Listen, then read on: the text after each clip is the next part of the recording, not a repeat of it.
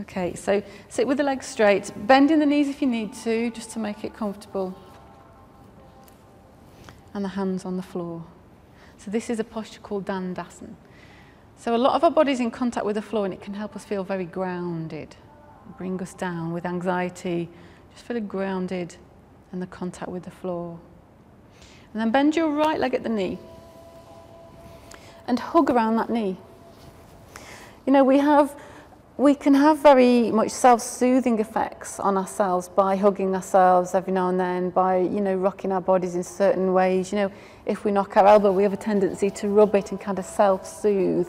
And all that kind of thing has been shown to actually reduce pain. Like, it physically reduces the pain centers in the brain because it releases oxytocin. So hug your knee and then just lift your foot off the floor, just to sort of bring that leg closer into the body. And then start to rock. So we're doing some work on just opening the hips, just rocking into the hips. So the left hip. And then take the leg, just hold around the back of the thigh, interlace the hands, hold around the back of the thigh. Let that leg drop a little bit closer to the ground and then extend the knee, breathing in, breathing out, bend it. Breathing in, extend. Takes a while to get used to the breath work, doesn't it? Breathe out, bend it. Breathe in, extend. So initially that left brain is thinking, what the hell am I doing? When am I breathing? I'm getting really confused. And then all of a sudden, we click into right brain mode and we know what to do anyway, if we let the process and trust the process. And one more, breathe in, extend, and breathe out and bend that knee. So one of the key benefits of yoga on a very physical plane, obviously the main benefits of yoga on the mental plane, is just that we extend the joints through their full range of motion, and that keeps our joints healthy. Joints tend to hold a lot of, they can trap energy, and obviously joints themselves can get unhealthy, so that's a great benefit anyway. So we're working into the hip joint now, so just lift your leg, and we're going to start. We want to somehow just hold and support the low leg. So you might be here, but see, keep this foot flexed. So keep this foot bent, not straight, bent. It protects the knee. Because anybody with dodgy knees, we just have to be careful because we're bending the knee a little bit. So we bend the knee and just see if we can hug that leg. We might be here hugging it. We might be here. So we're going to cradle that leg like a baby, really, or a little cat or something. We're just where we're comfortable cradling it. And then rock. So we're working into this huge, huge hip joint where the femur joins the pelvis, massive synovial joint. How many people have to have hip replacements? How many people actually keep their hips healthy? We sit so much of the time.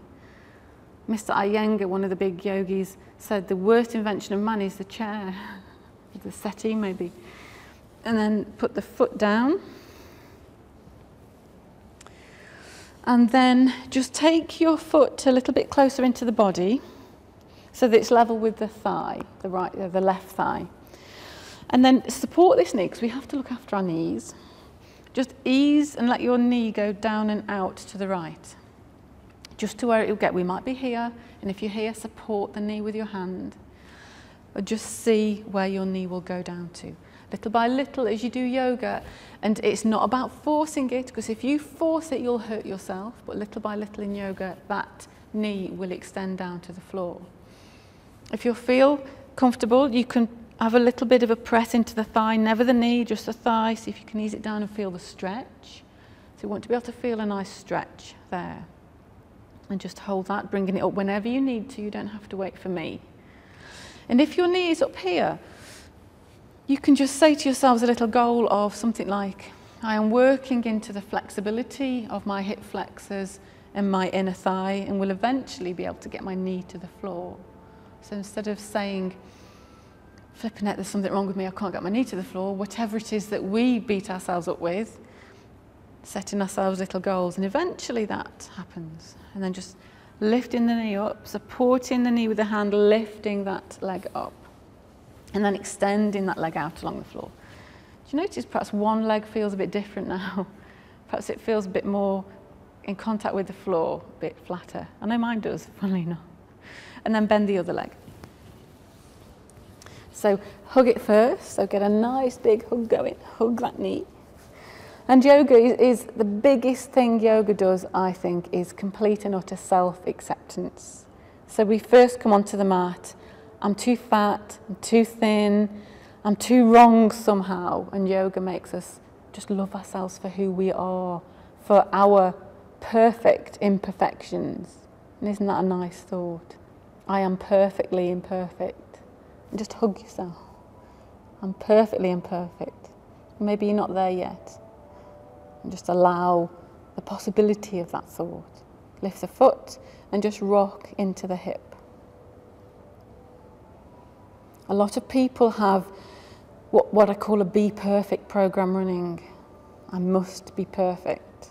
I must be a good this, I must be a perfect that, I must be a great this. And there's no measure of perfection, it's so subjective. So perfectly imperfect is a much better way to be. And then just holding, we'll do the thigh actually, so just holding around the back of the thigh, somewhere mid-thigh, just let the leg come down to the floor, heel onto the floor. Breathe in, extend the leg. Breathe out, bend. So 4 more times. And the mindfulness, which is a bit of a buzzword at the minute, isn't it? There's a great game called Buzzword Bingo. But, mindfulness is just this. It's just being here, fully present to the breath, to the movement, to the feeling sensations in the body. And one more for good luck, because I've lost count. I don't know about you. Okay, and then bring the leg up.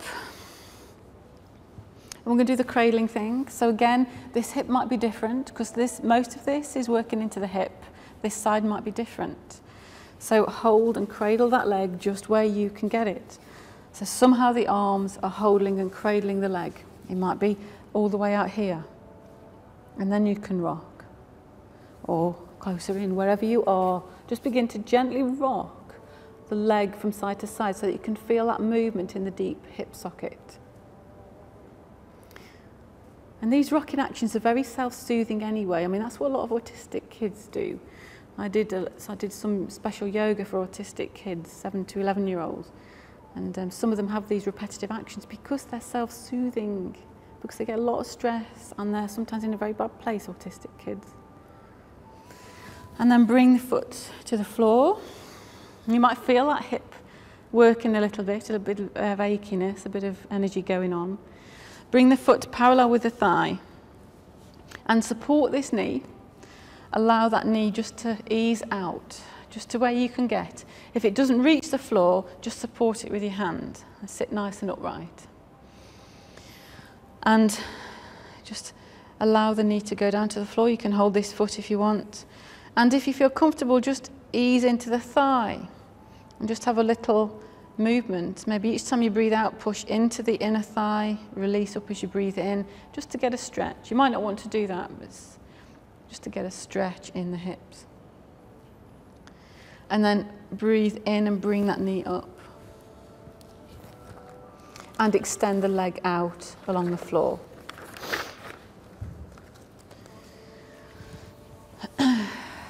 How's everybody's knees? Anybody got really dodgy knees? No. We'll see how we get on with this. Right, so we're just going to come into kneeling, into what's called vajrasana in yoga. So kneeling up, yeah. Okay, so if we're having trouble kneeling, I haven't brought the blocks today because I sometimes have such a lot to carry. You haven't got arthritis or dodgy knees? Or, yeah, but you know how to look after it. Yeah, yeah, okay. So one way to protect knees is to sit on something like this. So see if that helps. But if you need to stop or you need to have the ankle out, that's fine, yeah. And if you need to come out, you can just come and sit cross-legged with that, yeah. Many people that I come across do struggle kneeling, and it could be tight thighs, quadriceps. Sometimes it's the ankles that stop us. So, and this tendency to, we were talking about at the beginning, weren't we, about reading books or doing practice. we have a tendency, all of us, to miss the appreciation of the littlest things, and to be just that sense of gratitude. So every time I come into vajrasana, I'm just really grateful that my body will let me do this, or any posture really. So wherever you're at, just take a minute, second or so, just to be really grateful and appreciate the fact that your body can do this, wherever you're at. And if you can, feel the seat bones on the heels. The most important thing in this posture is the uprightness of the spine. So wherever you are, if you're not quite in vajrasana, just focus on the spine being nice and upright. And then we're going to come to all fours kneeling. So all fours kneeling. Sometimes our kneecaps are a bit sensitive. I mean, this isn't a posture that's going to hurt knees, really. Very rarely I come across people who just can't do it. But sometimes you need a little bit of padding under the knees. So you can either roll your mat up or get a jumper or something, but otherwise we're going to come to all fours kneeling. If you can do that now. So to get yourself a little bit of extra padding, sometimes it's quite nice just to roll the mat a little way. Otherwise, hands beneath shoulders. We're going to do cat. Front of the feet flat on the floor. Look at the space between the hands. Make sure your fingers are spread out, because we have a tendency to be a contraction of what we could be. And often our fingers are rigidly closed and held tight together. So just allow your fingers to expand and feel into that expansion. Breathe in with the back flat. As you breathe out, arch the back up, let the chin come towards the chest and the head looks between the knees. Really push up into that arch. As you breathe in, begin to take the navel down towards the floor as the tailbone hooks up. The reverse bend in the spine, and the head just looks lightly along the floor in front of you, squeezing the shoulder blades together. Breathe out. The breath begins, the movement follows, arching up. Fully exhaling with the abdominal muscles, all the air out of the body. Breathing in. And focus on the heart space. So as you breathe in, squeezing the shoulder blades together, opening the front of the heart. As you breathe out, arching up into that wonderful protective heart space. Just keep this movement going with the breath, in breath and out breath.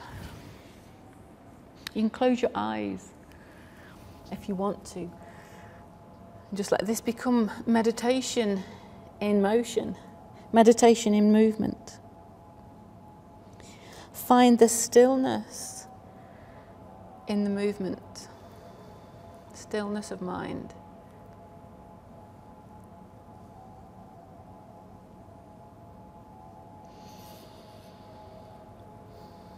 So we're looking for how still we can be even when we're moving.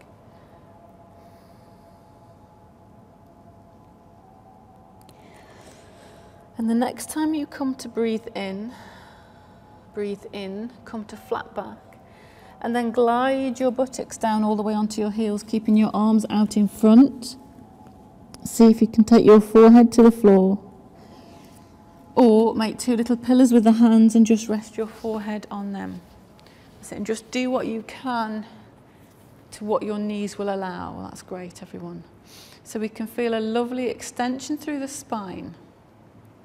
You may feel it more in the lumbar, you may feel it more in the upper spine. Coming up and out of it whenever you need to. And if everybody can just start to walk the hands back.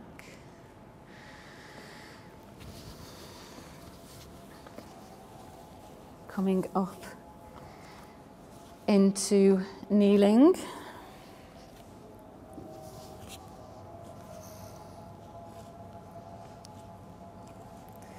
And just staying in the all fours position. We're just going to do a little bit of work with the legs. So take your awareness into your right leg and then extend that leg out behind you, tucking the toes under so the toes are bent and the leg is straight. And make that leg feel really strong. It may help you to take your socks off here if you want to, because we're going to come to standing in a minute anyway. So it might be helpful if you took your socks off. Certainly we'll need to in a minute because we're going to push up into down dog. So that helps to give you a bit of stickiness on the mat. And you can really push into your feet, the toes, and push your heel away from you. So pushing your heel away from you and feeling that stretch in the calf. Pushing your heel away from you, shooting the heel energy, shooting your energy down through your back heel into the wall behind you, feeling that leg strong. And then on an in-breath, lift your leg. Let the breath lift the leg. See how easy that was? And breathe out and lower, bringing the knee back down beneath you. So do the same on the other leg. So extend and stretch that leg out. Bend the toes. Push that heel away from you. Imagine shooting energy down through your whole leg, through that heel into the wall behind you, because we are energy. I'm a scientist by training, and all we are is energy. The more you learn about quantum mechanics and things, the more you realise this.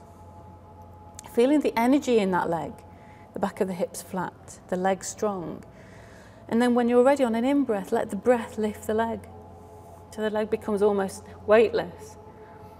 Breathe out and bring the knee back down beneath you. And then we're going to do just one more thing each side. You can rest out of this whenever you need to, because for some people who've not been used to the practice, this can be quite strong in the wrists. So full permission to kneel out and just shake your wrists whenever you need to. Otherwise, extend the right leg again, make it strong, and then lift the leg so that the leg is parallel with the spine and the buttocks. And from here, bend your knee so that you lift your low leg. Can you feel that work in the glutes, the buttocks, and the hamstrings in the back of the right leg? And then from here, on an in-breath, see if you can breathe in and lift that leg a bit higher and just look along the floor, just a little way in front of you. Keep your neck nice and long. Wonderful. Breathe out on the next out-breath. Bring that knee through and under and round the back, and nod your head towards your knee. As you round your back, push into your hands, and then bring the knee to the floor. The same on the other side. So just extend your left leg out, and then lift it so that it's parallel. And then bend the knee, trying to keep the foot flat if you can, so you can feel that work in the buttocks and the hamstrings. And now we're going to feel the back muscles. The aim here, if you just check that your thighs parallel to the floor, if you can have it parallel to the floor. And then we're going to breathe in and lift the leg and just look up slightly along the floor, keeping the back of the neck lovely and long. Can you feel that work in the back muscles a little bit? And then breathe out. Breathe out, relax, let go, sweep that knee through, nod the head towards the knee. Breathe in, bring the knee back to centre. Have a little rest out if you need to. Yeah, just rotate the wrists. Feel it in the wrists, yeah. It's very, very good work for the wrists. Yoga is pretty good for osteoporosis. Any weight-bearing exercises or just general gravity against the weight of the body builds bone density, because bone density is built by the action of muscle pulling on bone to keep it upright, to keep it strong. So from there, we're going to push up into down dog, and I'm just going to show you this posture because I want us to have a 15-minute yoga nidra at the end, so we've got 15 minutes of posture work. So let me just show you this first. So we're going to take it from all fours kneeling, getting ready to push up into down dog. So we curl the toes under, and our hands are underneath our shoulders, our knees are hip width apart, so we've got a bit of a gap, and the knees are underneath the hips. We take a breath in here, and as we breathe out, we push into the feet and lift the knees up. Lift the knees up. We may only get to here. Okay, that's fine. Keep the head nice and loose. And we may be able to push back further, taking the heels down towards the floor a little bit, straightening through the arms, straightening through the legs, and taking the chest a little bit back towards the knees so we straighten out and through. So whether we're here or further back, we get a lovely stretch through the spine. and it's an inversion 2. Okay, and then from here, if we're happy from here, we're either going to walk the feet forwards or walk the hands back to just hang into a loose forward bend. Okay, so if everyone comes to all fours. If we've got high blood pressure or glaucoma, anything like that in particular, or heart problems, we don't want to be holding the inversions for too long. Okay, these types of inversions are okay for that, but we don't want to be holding them for too long. Tuck the feet under. Take a breath in and just have a go. Breathe out, push into the feet, lift the knees up, take the back of the hips up into the air. That's lovely. Breathe in, come back down to knees. That's it, you're all doing really well. That's some great. That's it, breathe in, come back down to all fours. So we're just pushing up and back out a couple of times first, just to get the hang of it, but you're all fine actually. So as you next breathe out, push into the feet, lift the knees up, push the back of the hips up into the air. And see this time if you can just lower the heels a little bit down towards the floor, just a little bit, just a little bit. And then come back to all fours. And we're going to do it one final time, and this is a time we're going to see if we can walk to standing. If you don't think you're going to be able to walk your feet forwards or walk your hands back so that you can come into the loose forward bend, I want you just to come to standing. So anybody who doesn't want to try this, just come to standing. But otherwise, all fours, tuck the feet under, breathe out. When you breathe out, push the knees up, push the back of the hips up into the air. Relax your head. We have a real tendency to hold tension in the neck. Relax the head, lovely. And then either walk the feet forwards or start to sway the hips a little bit and walk the hands backwards. And just come to a loose forward bend. Really bend your knees, bend your knees, bend your knees. If you need to, really bend your knees. That's it. So a little bit of balance. That's it. Bend the knees and just hang in a loose forward bend. Allow the opposite hand to hold the opposite elbow. Really bend your knees so this is quite comfortable. And just hold this. That's it. Just relax your head. Can you fold down a little bit more? That's it. Lovely. And that's it. Very good. And then roll up to standing on an in-breath. Breathe in and just slowly roll up. Release the arms, uncurling the spine vertebra by vertebra. Okay.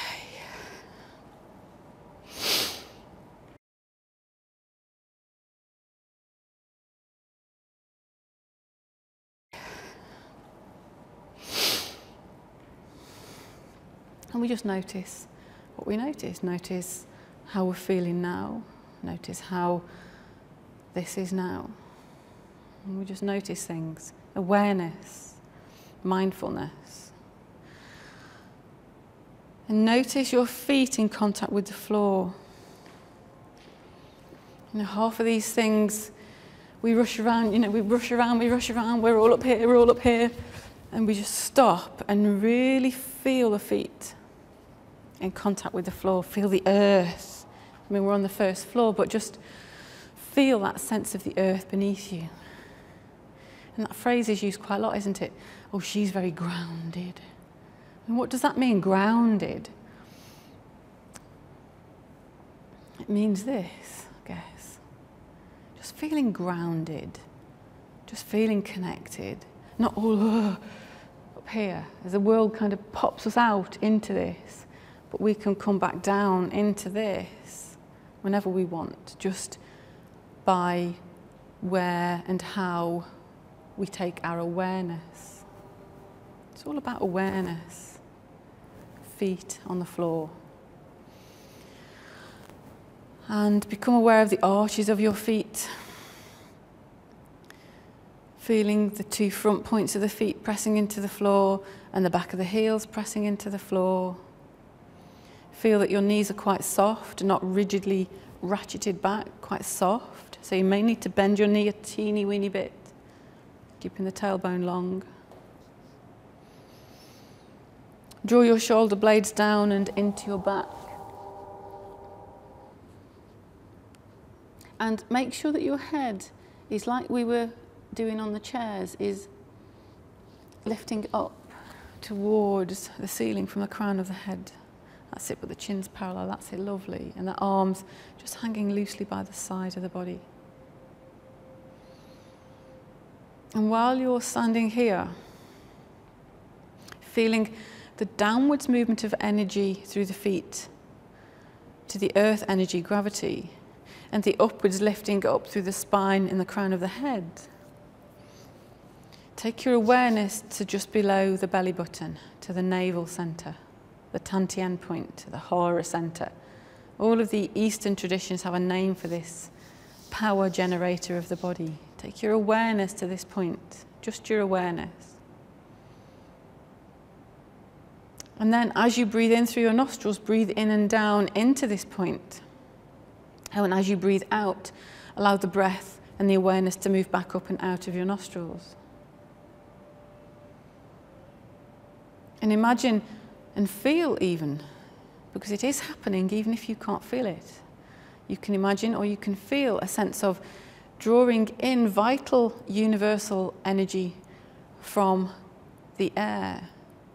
Breathing in this vital life force and feeling it build reservoirs of energy into this reservoir point.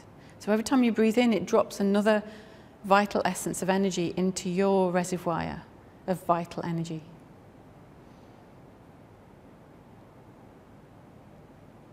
This is our legacy. This is what we're born with. Vital life force, essence of life, life energy. And it's our responsibility to nurture it and nourish it, otherwise we lose it. And how many people do we see growing old and frail as they age, losing their life essence? And how many people have we seen also increase in vitality somehow as they age? Because they look after their life force. And the final thing is just to let go, really let go to earth, let go of tension, let go of muscular effort, and really feel the weight of your body sinking to earth. Let go to the earth.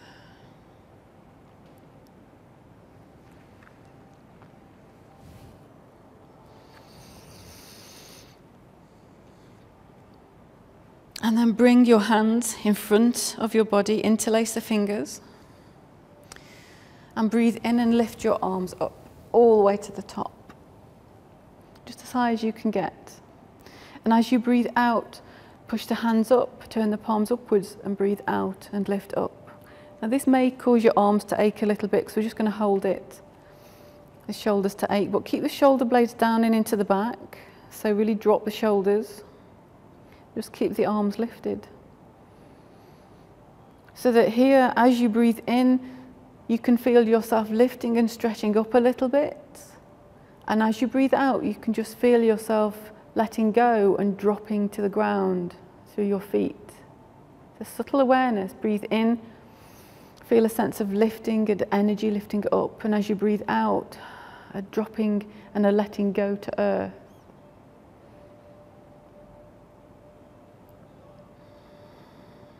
Once more. The arms probably aching. And as you breathe out, just release the hands, turn the hands down and bring them back down in front of you. So this time we're going to do a balance. And I think I've mentioned to you last time, didn't I, the drishti point, the soft point of focus, yeah. So for Lisa, who wasn't here last time, something like this, like a spot on the floor, to kind of just softly focus on, that helps, somehow it helps us to keep our balance, because we're just going to lift up into a balance. So arms just in front of you again. So I think we'll lift the arms up, and then as we turn the palms upwards and lift up, we'll lift the heels, all right? So just to begin with, just breathe in and just lift your arms. And then as you turn your palms up, breathing out, stretch up and lift the heels. Breathe in to come back down. And breathe out and lower the arms. So do that once more. Just lift the arms first, breathe in. As you breathe out, turn the palms upwards and let the heels float up, keeping that focus point. Breathe out, turn the hands down and come back down onto the heels, taking the arms down at the same time. This time we're going to do it in one movement. So as we lift the arms, we're going to see if we can just lift up onto we'll let the heels float up. So breathe in, lift the arms up and let the heels float up all the way to the top. Breathe out, turn the palms up, keeping on the tiptoes. And as you breathe in, turn the palms down, and breathing out, come all the way back down to the floor. Maybe a little bit too long, so you can just come down whenever you need to. Just once more, breathing in, arms up, heels float up. Turn the hands up as you breathe out. And then come back down whenever you want to. You can breathe in and then breathe out to come back down. And then just release your arms. So we're going to do a forward bend now, which helps to strengthen the back muscles and also lengthen the hamstrings. And the forward bends are very therapeutic for the likes of anxiety as well.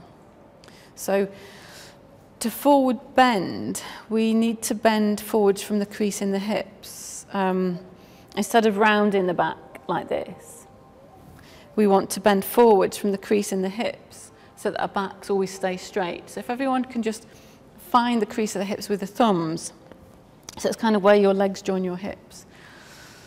Breathe in and just lift and extend through your spine. And as you breathe out, just fold forwards to the halfway position to get your back parallel with the floor a little bit. Bend your knees if you need to, but feel your thumbs engulfed in that crease. That's great. And breathe in to come back up. Okay. So that's the movement of the forward bend. Now, anybody with back problems, as we do this, because we're going to move the arms as well. Anybody with back problems does need to keep the knees bent. Yes, so lower back problems, I mean severe ones, quite often minor lower back problems, just general backache with no underlying cause. Forward bends and yoga is fantastic for it. But real low back problems like disc problems and things like that, bend your knees as you forward bend, yeah? And also tight hamstrings. So some of us might struggle to even get to here because we're gonna be working here. So just taking the back so that it's parallel with the floor, the torso is parallel with the floor, and the arms are out at the side. The legs here are straight. My legs are straight because my hamstrings are long, but you may need to bend your knees because your hamstrings may be tight. Okay, so that's what we're going to do. So arms by the side of the body. Breathe in, lift your arms all the way up. And the movement is to breathe out, fly the arms out and come to that halfway position. Bending the knees if you need to, just head looking down at the floor. And then breathe in and come all the way back up. Arms wide, up to the top, lift up. Breathe out, arms back down. I'm just going to do that 3 times. So breathe in, lift the arms up. Breathe out, take the arms wide and fold forwards to that halfway position. Aim to get the torso parallel to the floor. Bend the knees if you need to. Breathe in to come up. Arms lift up, all the way to the top. Breathe out, arms down. That's great. And just do that once more. See if you can either straighten the legs a bit more each time or come a little bit further forwards so that you can really feel not only the back muscles working, but also the hamstrings in the back of the legs. Breathe in to come back up and breathe out. Okay, so let's come down to the floor, but lie on the front of your body. So just lying on the front of your body on the floor, elbows bent, forehead on the hands. And the final movement is going to be cobra before we drop down into a deep relaxation. So separate your elbows out to the side with the forearms parallel with your body, hands pointing forwards, elbows tucked in close into the sides of the body. So your hands are probably going to be level with your head, flat of the hands on the floor. So the legs are in full contact with the floor and the front of the feet are in full contact with the floor. Begin to breathe in, lift your head, slide your nose along the floor, breathe in, lift your head, lift your chest off the floor and just lift into your elbows. Breathe out and lower, all the way down. Vertebra by vertebra, bringing the forehead onto the floor. Bring your hands slightly back, just by a palm's width or so. And this time, you're going to push into the hands a little bit, but let the movement come first of all from your back muscles, because this initially is working on the back. So breathe in, slide the forehead along the floor, lift the head, the shoulders, feel those back muscles working to lift you up, and then and only then just push into your hands to get a bit of extra lift. Breathe out and lower all the way down. Your choice, keep your hands here or you can move them back a tad bit further, only a bit. So feel the lower body really grounded on the floor. Before we lift this time, just feel the legs really grounded, the feet grounded on the floor, the front of the hips in full contact with the floor. And this time as we lift, we're going to see if we can lift the belly button off the floor but keep the front of the hips in full contact with the floor. So breathe in, slide the nose forwards, lift the head, lift the shoulders, feel those back muscles working to lift you up, and only then push into the arms, lifting that belly button off the floor, feeling that lovely back bend. You can rest here for a breath in and out, or lower all the way back down. And breathe out and lower all the way back down. And then just do that once more. You can do this with your eyes open or your eyes closed. Breathe in, slide the head up, feeling the back muscles lifting you up first, and only right at the end just pushing into the arm muscles. Have a breath in and out there, or lower all the way back down straight away. But breathe out and lower. Breathe out and lower. And then bend your elbows, bring your head onto your hands again. Just have a little rock on the front of your hips if you need to. Gently roll over onto your backs. And just bring your thighs over your chest. So bend your knees, bring one thigh over your chest, the other thigh over your chest. Hold the back of the knees. Have a little rock from side to side. So this is quite nice just to ease out the low back. And we're going to do a 15-minute yoga nidra. Just an easy yoga nidra to begin with. So you will need to just start to wrap up.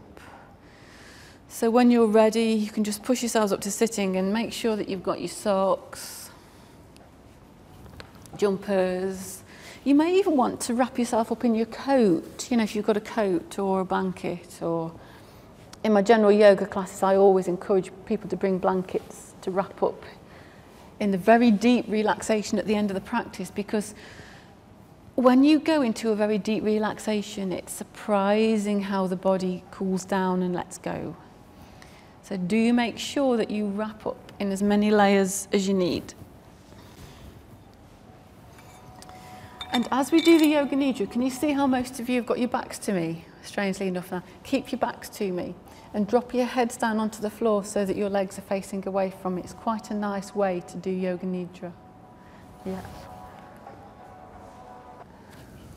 That's it. Okay, so we want to drop into the relaxation pose, posture of relaxation, or shavasana. So your legs can be straight out along the floor, ideally. If you need to bend your knees because of lower back problems or sciatic problems, whatever, you can bend your knees. If you need a little bit of support underneath the head, you can either roll your mat or put something there if you need it. But otherwise, just let the body begin to settle down into the floor.